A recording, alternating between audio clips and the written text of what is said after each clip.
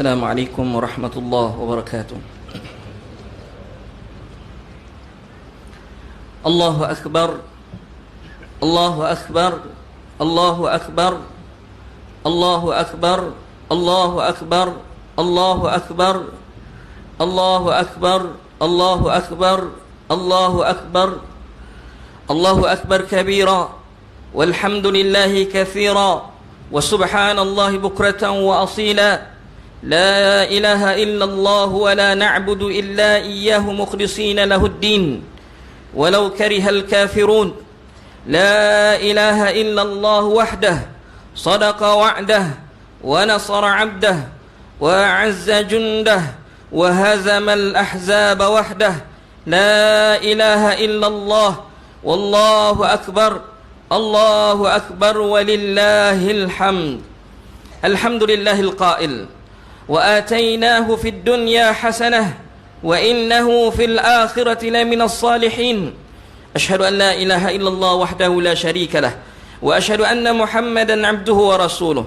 اللهم صل وسلم على عبدك ورسولك محمد وعلى آله وأصحابه أجمعين. أما بعد، فيا أيها المسلمون اتقوا الله، أوصيكم وإياي بتقوى الله فقد فاز المتقون. قال الله تعالى: يا أيها الذين آمنوا اتقوا الله حق تقاته ولا تموتن إلا وأنتم مسلمون. Muslimin dan muslimat yang dirahmati Allah sekalian, saya berpesan kepada diri saya dan jemaah sekalian, marilah kita bertakwa kepada Allah Subhanahu wa taala dengan sebenar-benar takwa, dengan melaksanakan segala perintahnya dan meninggalkan segala larangannya. Semoga dengan ketakwaan dan keimanan yang sebenar-benarnya akan memberikan kejayaan kepada kita di dunia dan di akhirat. Pada pagi yang mulia ini, khatib akan membicarakan khutbah Idul Adha yang bertajuk Idul Adha, satu pengorbanan. Allahu Akbar, Allahu Akbar, Allahu Akbar walillahil hamd.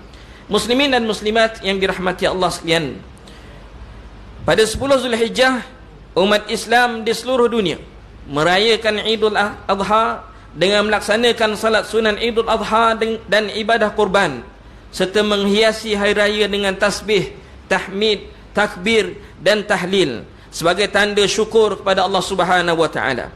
Semuanya bergembira menyambut Idul Adha dengan saling mengunjungi serta berpakaian baru dan cantik. Di samping kita menikmati berbagai juadah yang disediakan, janganlah dilupakan golongan yang tidak dapat menyambut hari yang mulia ini kerana keuzuran ataupun hidup miskin serta melarat. Kunjungilah dan hulurkanlah bantuan kepada mereka.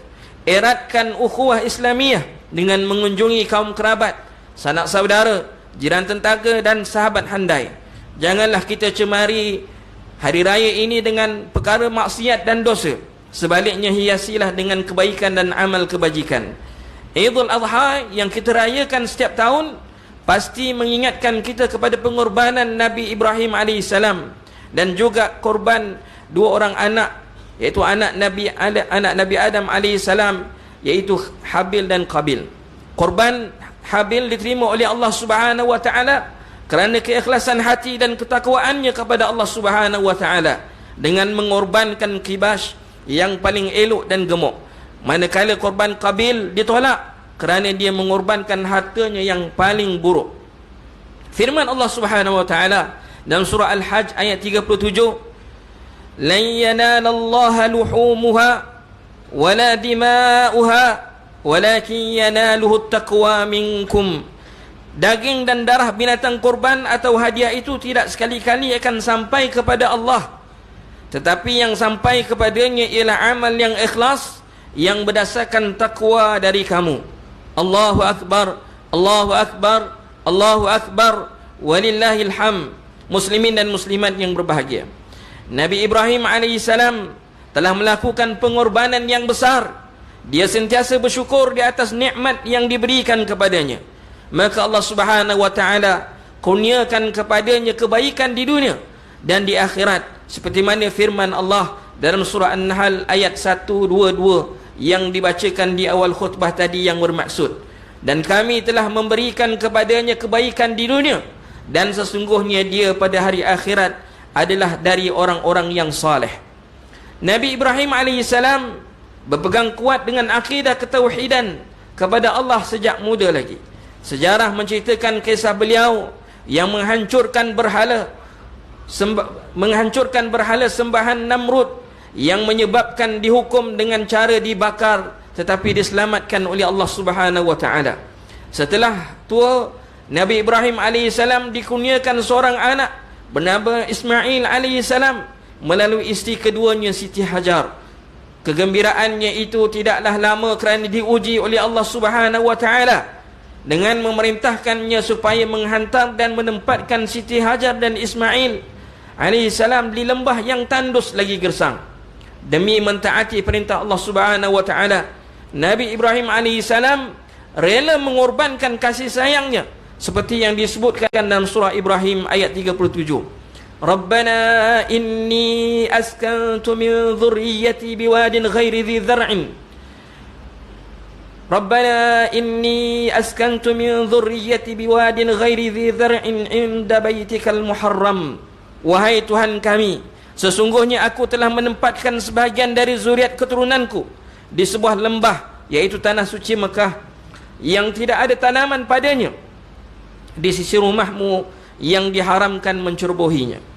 Pengorbanan Siti Hajar juga amat besar.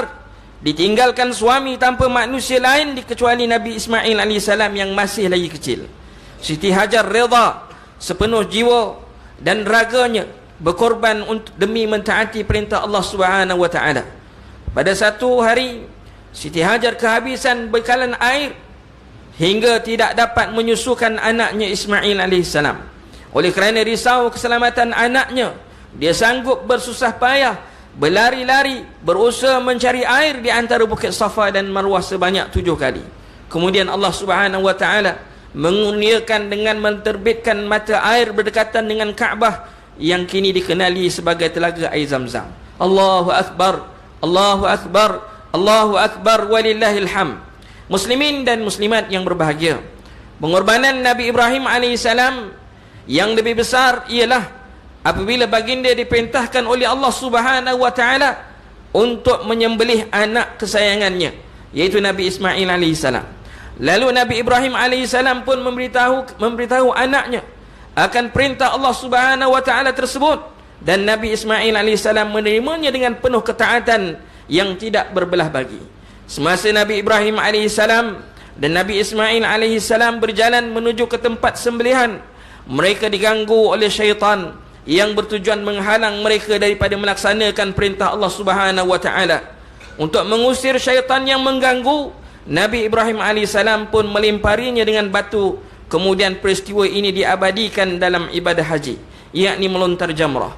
Pengorbanan kedua-duanya itu lantas dibalas dan digantikan oleh Allah Subhanahu wa taala dengan binatang sembelihan yang besar. Firman Allah Subhanahu wa taala surah Saffat ayat 107, wa fadainahu bidzibhin azim, dan kami tebus anaknya itu dengan seekor binatang sembelihan yang besar. Allahu akbar, Allahu akbar, Allahu akbar, walillahil hamd. Hadirin dan hadirat yang dimuliakan, mulai 10 Zulhijjah, iaitu hari ini, selepas salat sunan Idul Adha, hingga 13 Zulhijjah, sebelum terbenam matahari, umat Islam disunatkan mengorbankan sedikit harta untuk melaksanakan ibadah korban, seperti mana firman Allah Subhanahu wa taala dalam surah Al-Kautsar ayat 2, fasalli li rabbika wanhar, oleh itu kerjakanlah salat kerana Tuhanmu semata-mata, dan sembelihlah korban sebagai bersyukur. Daging korban hendaklah disedekahkan kepada fakir miskin di tempat tersebut. Tujuannya untuk mengukuhkan ukhuwah Islamiyah. Marilah kita melaksanakan ibadah korban yang merupakan amalan yang sangat dicintai oleh Allah Subhanahu wa taala. Seperti mana hadis yang diriwayatkan oleh Aisyah radhiyallahu anha, bahawa Rasulullah sallallahu alaihi wasallam bersabda yang bermaksud, tidak ada amalan yang dilakukan oleh anak Adam, iaitu manusia pada hari nahar, iaitu Idul Adha, yang lebih dicintai oleh Allah selain daripada mengalirkan darah, iaitu menyembelih korban. Kerana sesungguhnya ia, iaitu binatang korban itu, akan datang pada hari kiamat dengan tanduknya, bulunya dan kukunya, dan sesungguhnya darah binatang korban itu akan sampai kepada itu rida Allah sebelum titisan darah tersebut jatuh ke bumi. Maka bersihkanlah jiwa kamu dengan kurban. Hadis riwayat Imam Tirmizi rahimahullah ta'ala. Allahu Akbar, Allahu Akbar, Allahu Akbar, walillahil hamd. Hadirin dan hadirat yang dimuliakan, ibadah haji juga perlukan pengorbanan harta puluhan ribu ringgit sebagai perbelanjaan perjalanan, penginapan, bayaran dam dan sebagainya. Apa yang kita belanjakan itu akan diberikan ganjaran oleh Allah Subhanahu wa taala kelak. Abu Hurairah radhiyallahu anhu meriwayatkan bahawa Rasulullah sallallahu alaihi wasallam bersabda, "Wal hajjul mabrur laisa lahul jazaa illa al jannah." Dan haji yang mabrur tidak ada balasannya melainkan syurga. Riwayat Bukhari. Muslimin yang dan muslimat yang dirahmati Allah sekalian, bagi mengakhiri khutbah pagi ini, marilah kita hayati dan ambil pengajaran daripada perkara-perkara berikut. Yang pertama, ketaatan kedua ibu bapa kepada Allah Subhanahu wa taala adalah jaminan ketaatan ibu kepada jaminan kepada anak, ketaatan anak kepada ibu bapanya. Yang kedua, umat Islam hendaklah mengambil pengajaran daripada pengorbanan Nabi Ibrahim alaihissalam dalam mentaati perintah Allah Subhanahu wa taala. Yang ketiga, berjihad pada jalan Allah dengan mengorbankan harta benda dan jiwa raga dengan tulus ikhlas akan dikurniakan ganjaran syurga oleh Allah Subhanahu wa taala. A'udzubillahi minasyaitonir rajim. Alladzina amanu wa hajaru wa jahadu fi sabilillah bi amwalihim wa anfusihim a'zamu darajatan indallah wa ulaika humul faizun. Sesungguhnya orang-orang yang beriman dan berhijrah serta berjihad pada jalan Allah dengan harta benda dan jiwa mereka adalah lebih besar dan tinggi darajatnya di sisi Allah. Mereka itulah orang yang memperolehi kemenangan. Surah Taubah ayat 20. Barakallahu li wa lakum fil Qur'anil azim wa nafa'ani wa iyyakum bima fihi minal ayati wadh-dhikril hakim wa taqabbala minni wa minkum tilawatahu innahu was-sami'ul 'alim. Aqulu qawli hadza wa astaghfirullahal azim li wa lakum wa li sa'iril muslimina wal muslimat fastaghfiruhu innahu wal ghafurur rahim. Allahu akbar, Allahu akbar, Allahu akbar, la ilaha illallah, Allahu akbar, Allahu akbar, walillahil hamd.